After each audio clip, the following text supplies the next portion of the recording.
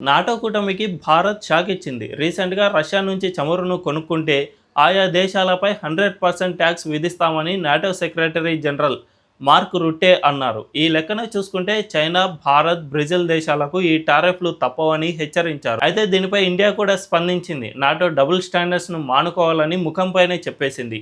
భారత్ ఇంధన అవసరాలకు మేము ఏదైనా చేస్తామని మన విదేశాంగ శాఖ స్పష్టం చేసింది. నిజానికి రష్యా నుంచి క్రూడ్ ఆయిల్ను ఎక్కువగా యూరప్ దేశాలే కొంటూ ఉన్నాయి. నాటోలోని దేశమైన టర్కీ కూడా రష్యా నుంచే భారీగా ఆయిల్ను దిగుమతి చేసుకుంటోంది. యూరోపియన్ కంట్రీస్తో పోల్చుకుంటే మన దేశం కొంటున్నది చాలా తక్కువ. సో దీన్ని బట్టి చూసుకుంటే మొదట శాంక్షన్స్ ఏమైనా విధించాలంటే ముందుగా యూరోపియన్ కంట్రీస్ పైనే విధించాలి. ఆ తర్వాతే ఇండియాపై శాంక్షన్స్ వేయాలి. కానీ నాటో కంట్రీస్ అవన్నీ ఆలోచించకుండా కేవలం భారత్, చైనా, బ్రెజిల్నే టార్గెట్ చేసుకున్నాయి. తాము చేస్తే కరెక్ట్, ఇతరులు చేస్తే రాంగ్ అన్నట్టుగా ప్రవర్తిస్తూ ఉన్నాయి. ఈ డబుల్ స్టాండర్డ్స్ను ఇండియా తప్పుపట్టింది.